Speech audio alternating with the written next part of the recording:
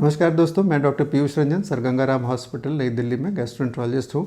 आज आपसे इस वीडियो में मैं एक बहुत ही कॉमन प्रॉब्लम के बारे में बात करूँगा जिसको कहते हैं नॉन अल्सर डिस्पेप्सिया। एक दूसरे वीडियो में मैंने गैस्ट्रिक अल्सर, पेप्टिक अल्सर के बारे में डिटेल में आपको बताया है। तो डिस्पेप्सिया और नॉन अल्सर, अगर ये दो टर्म्स है इसको आप देखें। डिस्पेप्सिया का अर्थ होता है कि पेट के ऊपर के पार्ट में किसी भी तरह का डिस्कम्फर्ट हो रहा है, उसको डिस्पेप्सिया कहते हैं। ये डिस्पेप्सिया पेट के उस हिस्से में होने वाले डिफरेंट ऑर्गन से हो सकती है, जो कि फूड पाइप का लोअर एंड है, स्टमक है, गॉल ब्लैडर है, पैंक्रियाज है। तो गॉल ब्लैडर से जब भी होगा अलग तरह का सिम्टम होगा, पैंक्रियाज से अलग तरह का सिम्टम होगा। बट शुरुआत में अगर हम इन्वेस्टिगेशंस ना हुई हों तो ये सारी चीज़ें एक तरह से डिस्पेप्सिया के फॉर्म में प्रेजेंट करती हैं। अल्सर अगर पेट में हो तो इसको डायग्नोज करना बिना एंडोस्कोपी के संभव नहीं है। अगर एंडोस्कोपी हो चुकी है और अल्सर नहीं दिख रहा है तो हम इसको नॉन अल्सर डिस्पेप्सिया कहते हैं। नॉन अल्सर डिस्पेप्सिया के जो सिम्टम होते हैं वो होता है पेट में फुलावट आना, पेट में दर्द होना, जलन महसूस होना, थोड़ा सा खाना खाया आपने, पेट बहुत ज़्यादा भर जाना, डकारें आना यानी कि बेल्चिंग, और नोज़िया यानी कि उल्टी आना नहीं, उल्टी महसूस होना। ये 4-5 इंपॉर्टेंट सिम्टम्स हैं नॉन अल्सर डिस्पेप्सिया के।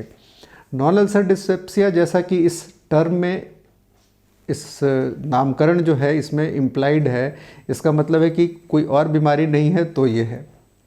नॉन अल्सर डिस्पेप्सिया एक बहुत ही वाइड ग्रुप ऑफ डिसऑर्डर्स है जिसके कारण बहुत सारे होते हैं।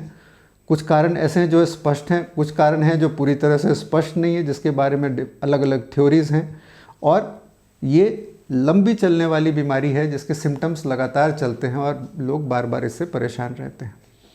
तो जब भी ये प्रॉब्लम हो, पेट के ऊपर के हिस्से में जो फुलावट है, दर्द है, ये लगातार चल रही हो, 3 से 6 महीने से ज़्यादा चल रही हो, तो आपको एक डॉक्टर को दिखाना चाहिए। प्रारंभिक जांचों में ब्लड की जांचों के अलावा एक अल्ट्रासाउंड, गॉल ब्लैडर, पैंक्रियाज जैसे मैंने बताया, उसमें कोई समस्या तो नहीं है ये देखने के लिए। दूसरी टेस्ट आती है एंडोस्कोपी। तो एंडोस्कोपी चूँकि एक बहुत ही कॉमन बीमारी है, हम कितने लोगों की एंडोस्कोपी कर सकते हैं, किनको ज़रूरत है, ये समझना एज ए डॉक्टर बहुत ज़रूरी होता है, ताकि हम सही जो ज़रूरत है उसके आधार पर ही ये टेस्ट करें। अगर खून की कमी हो, वज़न कम हो रहा हो, खाना निगलने में प्रॉब्लम हो, तब तो एंडोस्कोपी तुरंत करनी चाहिए, नहीं तो दवाइयों और इसके बाद करना चाहिए कि कुछ लाइफस्टाइल चेंजेस को देखने के बाद अगर फ़ायदा नहीं हो तो करना चाहिए। एंडोस्कोपी के ज़रिए हम फूड पाइप, स्टमक, कई बार स्टमक के अंदर एच पाइलोरी इन्फेक्शन के ऊपर मेरा एक दूसरा वीडियो है जिसको आप देख सकते हैं, वो कारण होता है। अगर वो है तो उसको आप ट्रीट करें। Non ulcer dyspepsia H pylori से होता है या नहीं होता है, ये एक डिबेटेबल इशू है, बट अगर दिख रहा है एच पाइलोरी तो उसका ट्रीटमेंट करना इसमें कारगर होता है कई बार। तो इसका ट्रीटमेंट जब हमने एंडोस्कोपी भी कर ली और कुछ भी ना मिल रहा हो तो हम कैसे करते हैं।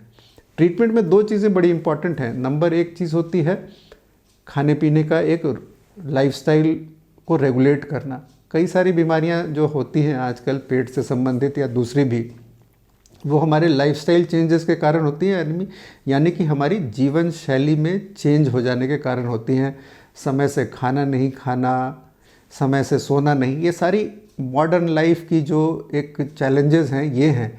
तो अगर हम अपने खाने पीने का रूटीन ठीक करें, एक्सेसिव चाय, कैफ़ीन, कार्बोनेटेड ड्रिंक्स ये लेना, ये भी एक तरह की समस्या है। टाइम से सोना नहीं, तो ये सारी चीज़ों को अगर हम कंट्रोल करें, खाना अगर हम टाइम से खाएं, और excessive fat intake, excessive fast food का इंटेक, ये सारी चीज़ें इन सिम्टम्स को बढ़ाता है। और कंट्रोल के लिए जो हम दवाइयाँ देते हैं, पेट के अंदर का एसिड कम करने की दवा होती है जो सिम्टम के आधार पर, और ब्लोटिंग और इसको कंट्रोल करने के लिए प्रोकाइनेटिक ड्रग्स होती हैं जिसमें मेटोक्लोप्रामाइड, डोमपेरिडोन, लिवोसल्पाइराइड, इटोप्राइड, ये अलग अलग दवाइयाँ, और एकोशियामाइड, ये दवाइयाँ हैं जिनके जुडिशियस यूज़ से लंबे टाइम चलने वाली बीमारी है। तो ये भी देखना होता है कि दवाइयाँ हम कितने दिनों तक देंगे, जहाँ तक हो सके इसको अवॉइड करना चाहिए। कुछ और बीमारियाँ होती हैं जो कि नॉन अल्सर डिस्पेप्सिया को मिमिक करती हैं, जिसमें लैक्टोज इंटॉलरेंस एक बहुत कॉमन चीज़ है, यानी कि दूध पीने के बाद कुछ लोगों के इंटेस्टाइन में इसको डाइजेस्ट करने के दूध मिल्क का जो शुगर होता है, लैक्टोज को डाइजेस्ट करने के एंजाइम्स नहीं होते हैं तो पेट में फुलावट आती है। ये कई सारे लोगों को होता है। कई सारे लोगों को वीट से इंटॉलरेंस यानी कि सीलिएक डिजीज़ होती है। कई सारे लोगों को स्मॉल इंटेस्टिनल बैक्टीरियल ओवरग्रोथ होता है।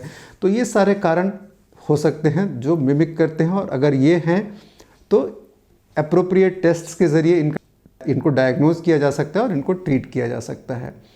तो नॉन अल्सर डिस्पेप्सिया में 80-90% लोग डाइटरी चेंजेस मॉडिफिकेशन से ठीक हो जाते हैं। लंबी चलने वाली बीमारी है तो लगातार दवाइयाँ लेने के बजाय कई बार जब प्रॉब्लम हो तो दवा लेना भी इसमें एक अच्छा ऑप्शन होता है। तो जब भी आपको इस तरह के सिम्टम्स हों, उसको अप्रोप्रिएटली इन्वेस्टिगेट करना ज़रूरी है ताकि हम सही रास्ते पर पहुँचें। दूसरी बीमारियाँ जो कि डिस्पेप्सिया की तरह मिमिक करती हैं, गॉल ब्लैडर से लेकर के सीलिएक डिजीज़ से लेकर के स्मॉल इंटेस्टिनल बैक्टीरियल ओवरग्रोथ, ये सारी बीमारियां उसको मिमिक करती, इसको इन्वेस्टिगेट करना और फिर उसका अप्रोप्रिएट ट्रीटमेंट करना। इस वीडियो में दी गई जानकारी अगर यूज़फुल लगी आपको तो आप इसको दूसरों से शेयर कीजिए।